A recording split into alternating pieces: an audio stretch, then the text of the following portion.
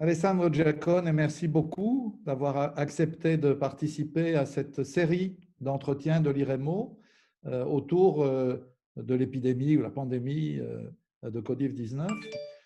Je dois dire que, bon, je le savais évidemment, mais j'ai vérifié les chiffres ce matin, votre pays est vraiment un des plus touchés, le quatrième dans la liste par le nombre de morts par million d'habitants, c'est 548 morts par million d'habitants. Et le chiffre, en tout cas officiel d'aujourd'hui, c'est 33 142 morts. Donc j'aimerais, comme vous êtes comme nous en train de sortir du confinement, qu'on fasse un entretien plutôt de bilan, et à commencer par le bilan de l'épidémie. Et j'ai une question à vous poser. Au fond, est-ce que c'est une épidémie italienne ou bien une épidémie du nord de l'Italie? Et je dirais même d'une partie du nord de l'Italie, parce que quand je compare la Lombardie et la Vénétie, par exemple, on a évidemment un paysage très différent, très différent. Absolument. Alors, merci tout d'abord de me donner la parole, c'est un grand plaisir pour moi.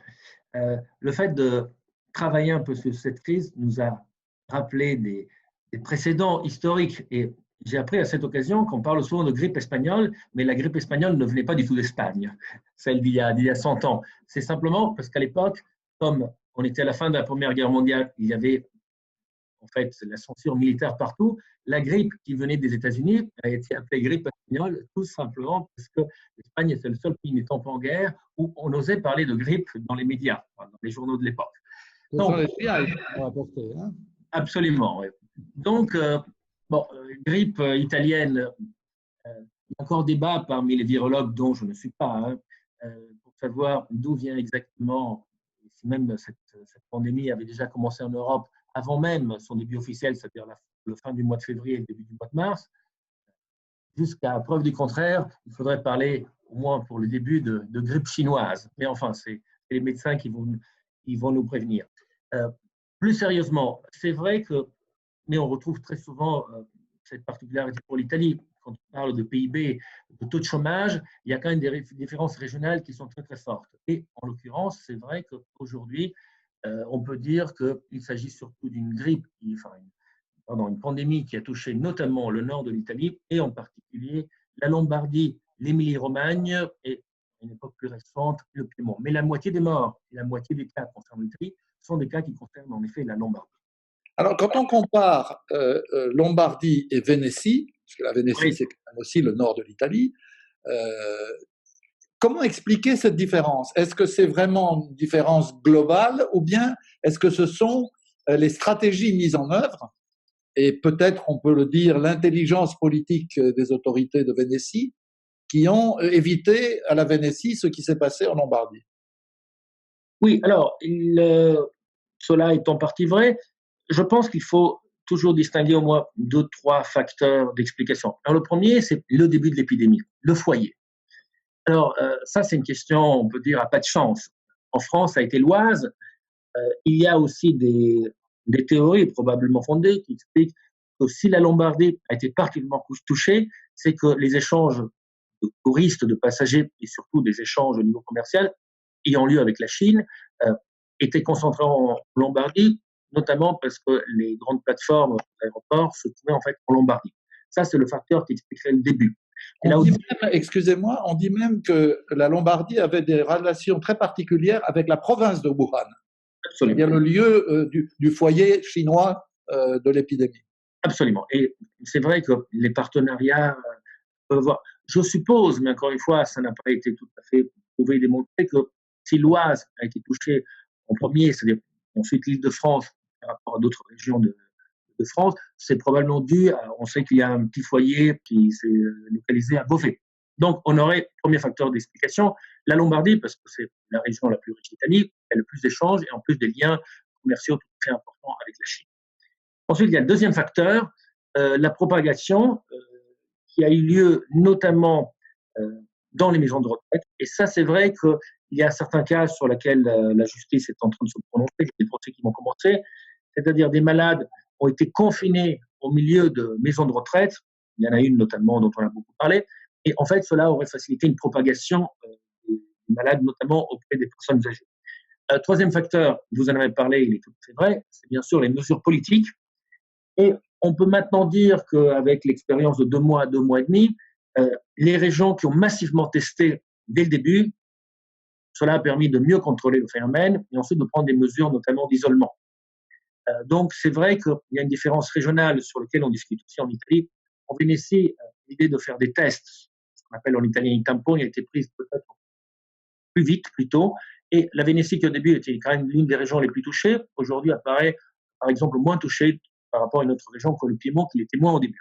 Donc, c'est vrai qu'il y a également une part de responsabilité politique. Donc, pour résumer, un, chance, l'épidémie peut commencer à un endroit donné. Deux, l'importance des flux commerciaux. Trois, en effet, la décision politique. Vous avez au moins échappé à la grande réunion évangéliste qui a contaminé l'essentiel de l'Est de la France et qui a disséminé, puisqu'il y avait 2000 personnes, dans toute la France. Je passe sur cette parenthèse. Est-ce qu'il y a des éléments qui méritent d'être soulignés à la fois sur l'état du système hospitalier en Italie, dans le nord de l'Italie, où il est en principe plus développé que dans le sud, et des éléments de stratégie de combat contre l'épidémie? Est-ce qu'il y a eu, à votre avis, est-ce qu'il y a un débat là-dessus en Italie?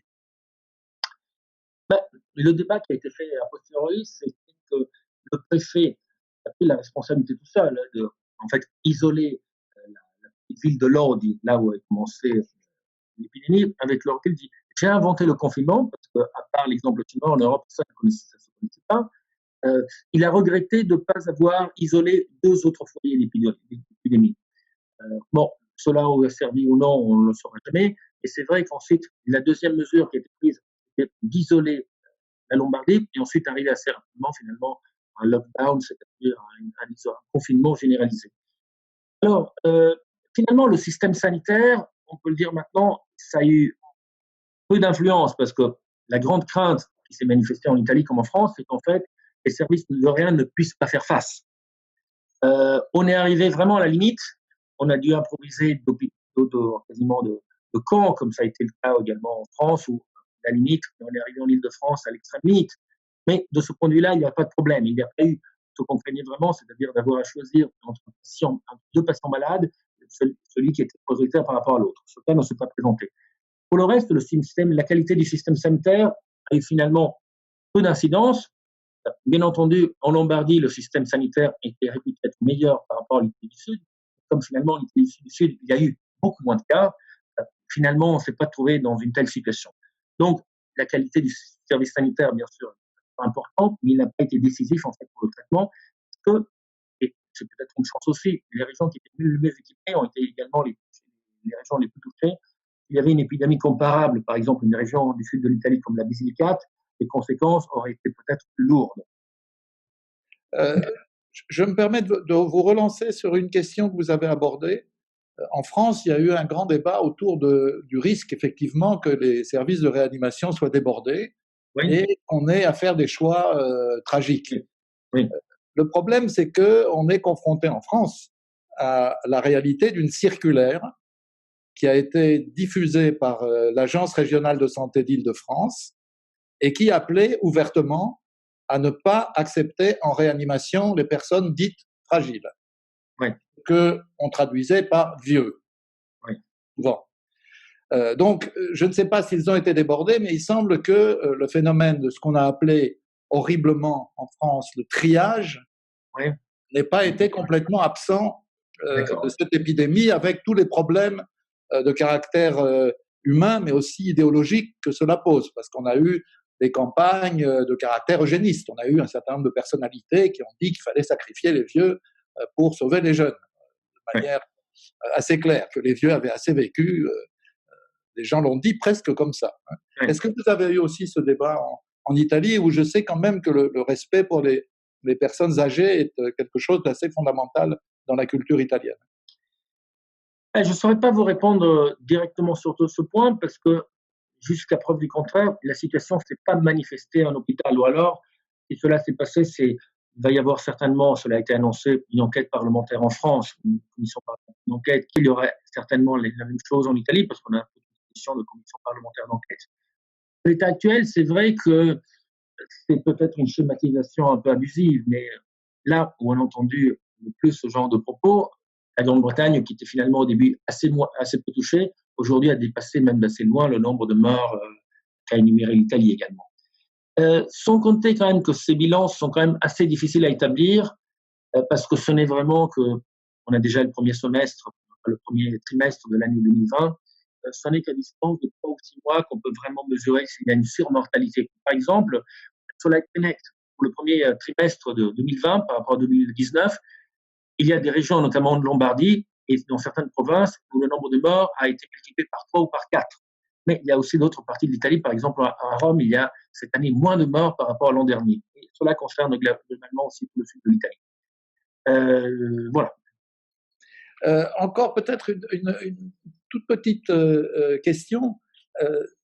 Dans le débat, est-ce que vous n'avez pas été frappé? Moi, ça m'a frappé comme, comment dirais-je, ami de l'Italie et italienne d'origine aussi d'ailleurs. On a eu une grande discipline de la population italienne dans le confinement. Beaucoup de gens ont été, moi-même, surpris du sérieux avec lequel les Italiens, qu'on dit souvent un peu plus légers avec les règles, les gens ont vraiment été très disciplinés. Alors, c'est vrai que... pour dire des choses. Oui, alors, il y a eu plus de discipline aussi parce que on s'est rendu compte un peu plus tôt en France de l'importance. La pandémie, il y a à peu près toujours entre 10 et 14 jours d'écart. Donc, il y a certains comportements qui ont été adoptés au début, avec quelques dérives localisées, mais il faut dire que le confinement était très strict parce qu'il y a une surveillance par drone, il y a des personnes isolées, on peut souvent montrer les images. Surtout, même pour faire ses courses, on pouvait sortir à un périmètre de 200 mètres, c'est-à-dire moins que le kilomètre qui était adopté en France. Ensuite, que voulez-vous, il y a un certain nombre de stéréotypes qui, en général, sont justifiés aussi, parce que c'est souvent une idée fausse, il y a quand même quelque chose de vrai au début. Et moi, ça me fait penser à la mesure qu'on avait prise à un moment donné, quand on a fermé, enfin interdit la possibilité de fumer à l'intérieur des tabacs, des bars. On a dit que jamais cela ne serait resté en France, jamais cela ne serait resté. Avec le recul, c'est passé comme une lettre à la poste, ce qui était loin d'être évident auparavant. Donc, c'est vrai peut-être que d'une part, les sanctions, les amendes prévues sont quand même assez conséquentes. Malgré tout, qu'il y a un certain esprit de civisme qui se répand peut-être face à l'urgence. Les réflexes tendent à se ressembler d'un pays à l'autre. Bon, vous êtes, disons, sauvés plus ou moins comme nous de la pandémie, mais pas des conséquences économiques et sociales de cette crise. Je crois que l'Italie est peut-être le pays en Europe le plus touché. Et d'ailleurs, d'après ce qui a été dit par le président français et la chancelière allemande, l'Italie sera le premier pays bénéficiaire du plan de relance de l'Union européenne. Comment les choses se présentent pour le gouvernement italien? Alors, la difficulté à laquelle a été confrontée l'économie italienne, ce n'est pas pour une fois l'absence de mesures, mais en fait la difficulté à les appliquer. Parce que, et ça c'est hélas un des points qui caractérise l'Italie, c'est que le système bureaucratique tend quand même à être très tatillon et à bloquer pas mal de choses. En fait, la plupart des reproches qui ont été adressés à la gestion du gouvernement italien, qui a été somme toute assez bonne, du moins d'après ce que disaient les sondages, Conte a été plutôt récompensé pour ce qu'il a fait, c'est qu'entre l'annonce et l'application concrète, les fonds tendent à arriver avec du retard. Je ne dis pas qu'ils n'arrivent pas, mais et en fait, toutes les inquiétudes qui concernent ce plan adopté par le Conseil européen, à condition bien sûr qu'il soit confirmé, parce que la réunion aura lieu début juin, c'est les modalités effectives de distribution des fonds. Donc, il y a pour l'instant un a priori positif. Dans l'application concrète, on attend pour voir, parce que et cela rejoint des problèmes classiques de l'Italie. L'Italie est en principe un grand bénéficiaire des fonds européens. Le problème, c'est que, notamment dans les îles du Sud, il y a une partie de ces fonds qui ne sont pas dépensés. Pourquoi? Pour des problèmes de dossier, de transmission.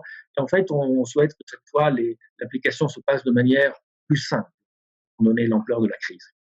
Mais là, vous êtes quand même confronté à une crise majeure, comme en France, je crois, et pour l'essentiel des pays de l'Europe du Sud, disons, une crise qui implique un recul, une récession assez considérable du produit intérieur brut, une explosion du chômage. Chez nous, on vient d'apprendre qu'il y a 1 million de chômeurs de plus qu'avant la crise, c'est-à-dire on est passé à la barre des 4 millions pour arriver à 4 millions 500 000. Bon, là, l'urgence est là, quoi, il me semble. Oui, alors l'urgence est tout à fait là. On calcule qu'on a perdu à peu près 3 points de PIB par mois de confinement. Donc là, on serait entre 6 et 9% de recul de l'activité. Avec un petit rebond qui va quand même avoir lieu, parce qu'il y a des choses, consommation freinée qui va quand même repartir, mais enfin tout ne va pas repartir comme avant. Alors, le gouvernement italien a essayé de faire passer le principe d'une sorte de revenu d'urgence temporaire qui serait à peu près de 650 € par personne, qui effectivement. Alors, ce qui est peut-être critique dans le cas italien, c'est que contrairement à la France, les allocations chômage ne sont pas, on va dire, automatiques. Il y a en fait des contrats par branche, donc chaque branche a des règles particulières et le drame concerne ces catégories de la population qui ne sont pas couvertes par une convention collective. Alors ça, il y a des gens qui se retrouvent avec rien. Il n'y a pas vraiment de... Même s'il y a donc cette tentative d'instituer ce revenu d'urgence qui doit rentrer en application, pour l'instant, les gens se plaignent parce qu'il n'est pas encore arrivé. Et du moins, ça devrait suivre son cours. Oui, le poids pour l'économie italienne va être lourd, notamment aussi pour le secteur du tourisme, et c'est la raison pour laquelle il ne faut pas oublier qu'il y a toujours cette quinzaine de jours d'écart entre ce qui se passe en Italie et ce qui se passe en France. Donc le 3 juin, ça sera la rouverture et on pourra en principe circuler d'une région à l'autre. Et également, en ce qui concerne le tourisme, il y a désormais la possibilité également d'aller en Italie sans faire les 15 jours de quarantaine qui est prévue jusqu'à présent. Donc, en tout cas, on fait tout pour que la situation s'améliore. Je voudrais quand même terminer sur une note un peu optimiste. C'est que c'est vrai qu'en termes de cas totaux, l'Italie se situe très haut, même si aujourd'hui les États-Unis, le Brésil, le Royaume-Uni l'ont dépassé. Mais aujourd'hui, le nombre de personnes actuellement positives est quand même assez bas. Il y a aujourd'hui, d'après les chiffres de hier, 47 000 personnes qui sont actuellement positives. On a fait beaucoup de tests, donc je pense que ce chiffre n'est pas loin de la réalité. Et surtout, ça fait quand même plus d'un mois que ça pèse de manière continue. Tous les jours, on a à peu près 2 000 ou 3 000 de personnes de moins. Donc, on peut estimer que si le rythme continue, d'ici 20-25 jours, il ne devrait plus y avoir de cas positifs. Donc, quand même, contrairement à la situation qui était vraiment désespérante il y a 2 mois, de dire qu'on peut être optimiste. Ce qu'on ne fait pas, c'est parce qu'on ne vit pas dans un système clos où les frontières sont fermées, sur le terrain. Oui, et puis on ne sait pas, je ne sais pas chez vous, mais chez nous, jusqu'à quel point les chiffres sont exacts. Parce que, par exemple, en France, il y a une chose qui est un trou noir de la statistique, ce sont les morts à la maison. Absolument. D'après les syndicats de médecins, en France, on a une dizaine de milliers, au moins, de morts à la maison, vraisemblablement du Covid, mais ils ne sont pas comptabilisés. Et probablement, absolument. Et c'est vrai qu'on passerait de 28 000 à 38 000, c'est pas tout à fait la même chose. Hein. On a quand même quelque chose de très grave, et là, ce sont évidemment des personnes âgées, pour la plupart. Et je me demande même si on le saura par la suite, parce que ces personnes mortes à domicile, il n'y aura pas un test post-mortem, ça a été annoncé depuis le début, donc on ne sera pas en mesure de savoir quelle était l'incidence réelle. Alors, c'est vrai, quand je constate, quand même, qu'on compare tous les jours les statistiques entre la France et l'Italie, il y a 2 choses qui m'étonnent. C'est qu'en France, on ne meurt qu'à l'hôpital et en EHPAD, vous l'avez dit. Et l'autre donnée qui manque et qu'on a en Italie tous les jours, c'est le nombre de personnes qui actuellement sont positives. En France, sauf si on va sur le site en fait de la Johns Hopkins, mais on ne comprend pas très bien comment il est mis à jour, parce que dans les bilans, c'est qu'il y a des gens qui meurent, des gens qui guérissent, des gens qui rentrent en hôpital. Mais les gens qui sont actuellement positifs, on ne les a pas. On a finalement ce que les gens en réa. En Italie, en réa, actuellement, il n'y a que 500 personnes, et c'est assez peu. C'est-à-dire, en France, 1500. Hein. Oui, voilà, c'est le triple en France. Donc, là aussi, les 2 semaines d'écart. La situation aujourd'hui est moins préoccupante en Italie que je crois dans la plupart d'autres pays européens. Ensuite, encore une fois, c'est dans ce contexte de crise sanitaire qu'on a vu aussi l'absence de statistiques fiables au niveau européen, parce que les comparaisons sont très, très compliquées. Par exemple, la Belgique dit souvent, certes, nous avons le plus grand nombre de cas, également de morts par nombre d'habitants, mais c'est aussi que nous faisons beaucoup plus de tests que les autres pays. Une dernière question, oui. Bon, elle est un peu choquante, mais la politique a toujours ses droits. Comment vous voyez les conséquences politiques de cette épidémie? Parce qu'après tout, l'équipe au pouvoir chez vous était une équipe qui avait été constituée dans des conditions un peu compliquées, qui venait remplacer une alliance entre les 5 étoiles et la Ligue. Salvini lui-même est le patron du nord de l'Italie. Donc, comment tout ça, comment les conséquences de la pandémie sur le plan politique proprement dit, et je ne le cache pas en particulier sur le sort de la Ligue et de Matteo Salvini, c'est peut-être une question intéressante pour un politologue italien. Oui, alors, c'est vrai que la coalition au pouvoir, qui repose sur des bases assez fragiles, était mise en discussion avant le début de la pandémie. La pandémie a eu l'effet de congeler un peu la situation et en quelque sorte aussi de ressouder cette coalition gouvernementale. En ce qui concerne la Ligue, on constate en revanche qu'il y a une sorte de perte de popularité de Salvini. N'oublions pas que l'an dernier, au moment de la chute du gouvernement, il avait 38% de gens qui étaient prêts à voter pour la Ligue. Selon les derniers sondages, ce serait 25 et 26%. Donc, au moins 10 points de moins. Ce qui se passe, c'est que cet électorat qui tend à quitter la Ligue, aussi parce que Salvini a eu des déclarations plutôt contradictoires, tend maintenant à aller dans un parti nationaliste qui est Frères d'Italie, Fratelli d'Italia. Il n'a pas totalement renoncé à ses origines fascistes. Enfin, ça dépend un peu en fonction des personnes dont on parle. En tout cas, ce petit parti qui tend plutôt à bénéficier de l'érosion des voix de la Ligue. Donc, il y a quand même un bloc droite dur, voire extrême droite, qui aujourd'hui en Italie pèse à peu près 40%.